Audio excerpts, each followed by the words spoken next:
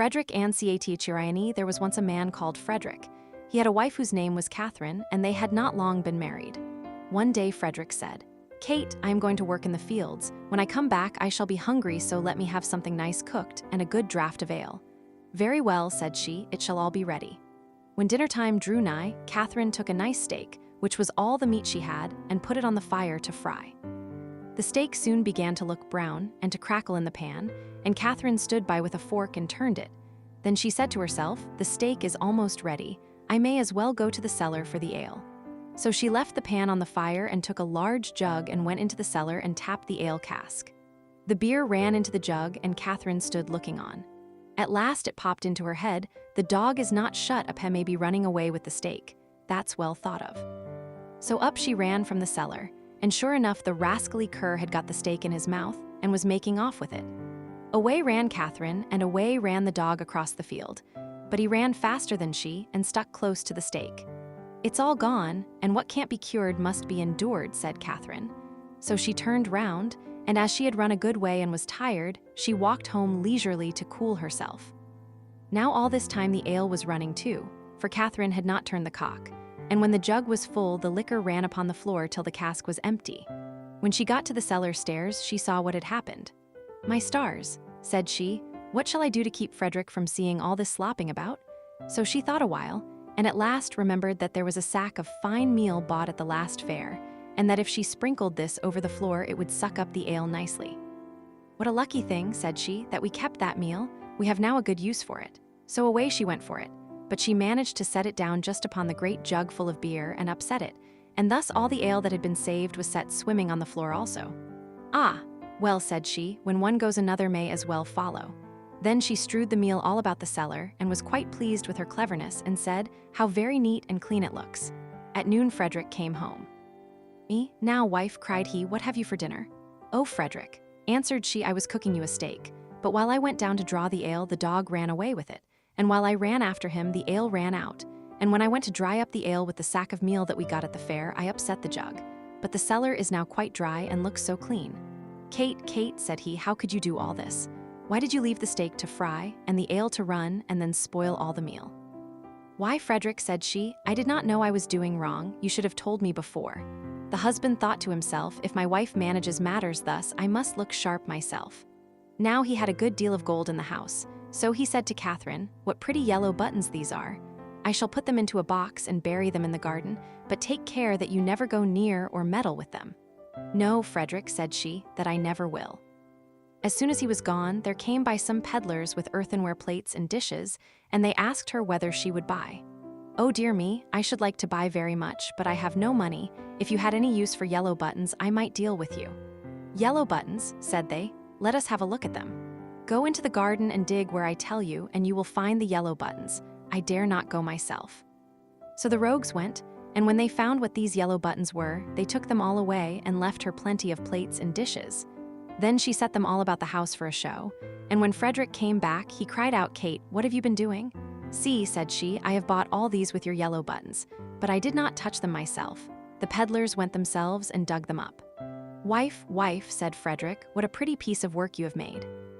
Those yellow buttons were all my money. How came you to do such a thing?" "Why," answered she, "I did not know there was any harm in it. You should have told me." Catherine stood musing for a while, and at last said to her husband, "Hark ye, Frederick, we will soon get the gold back. Let us run after the thieves." "Well, we will try," answered he, "but take some butter and cheese with you, that we may have something to eat by the way." "Very well," said she, and they set out. And as Frederick walked the fastest, he left his wife some way behind. "It does not matter," thought she. "When we turn back, I shall be so much nearer home than he." Presently she came to the top of a hill, down the side of which there was a road so narrow that the cart wheels always chafed the trees on each side as they passed. "Ah, see now," said she, "how they have bruised and wounded those poor trees. They will never get well." So she took pity on them and made use of the butter to grease them all, so that the wheels might not hurt them so much. While she was doing this kind office, one of her cheeses fell out of the basket and rolled down the hill. Catherine looked, but could not see where it had gone, so she said, "Well, I suppose the other will go the same way and find you. He has younger legs than I have." Then she rolled the other cheese after it, and away it went, nobody knows where, down the hill. but she said she supposed that they knew the road and would follow her, and she could not stay there all day waiting for them. At last she overtook Frederick, who desired her to give him something to eat. Then she gave him the dry bread.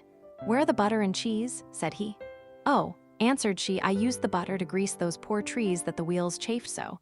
And one of the cheeses ran away, so I sent the other after it to find it, and I suppose they are both on the road together somewhere." "What a goose you are to do such silly things," said the husband. "How can you say so?" said she. "I am sure you never told me not." They ate the dry bread together, and Frederick said, "Kate, I hope you locked the door safe when you came away." "No," answered she, "you did not tell me." "Then go home, and do it now before we go any farther," said Frederick, "and bring with you something to eat." Catherine did as he told her and thought to herself, "By the way, Frederick wants something to eat, but I don't think he is very fond of butter and cheese. I'll bring him a bag of fine nuts and the vinegar, for I have often seen him take some." When she reached home, she bolted the back door, but the front door she took off the hinges and said, "Frederick told me to lock the door, but surely it can nowhere be so safe if I take it with me." So she took her time by the way, and when she overtook her husband she cried out, "There, Frederick, there is the door itself. You may watch it as carefully as you please." "Alas, alas," said he, "what a clever wife I have.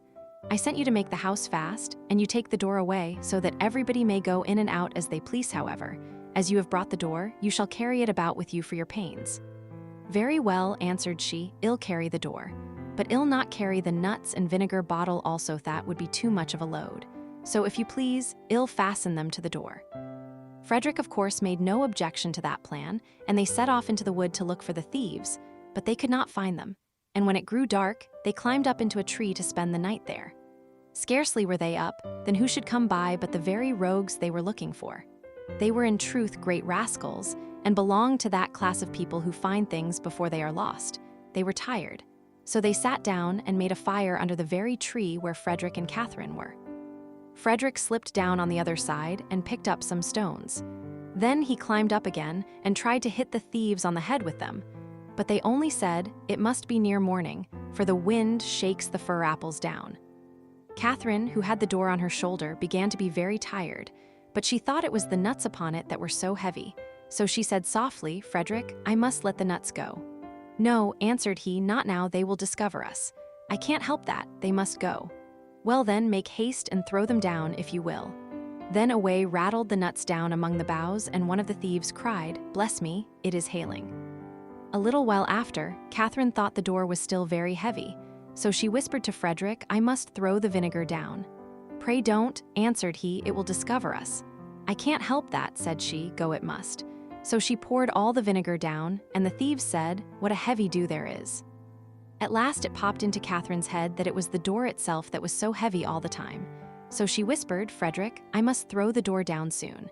But he begged and prayed her not to do so, for he was sure it would betray them. "Here goes, however," said she, and down went the door with such a clatter upon the thieves that they cried out murder, and not knowing what was coming, ran away as fast as they could and left all the gold. So when Frederick and Catherine came down, there they found all their money safe and sound.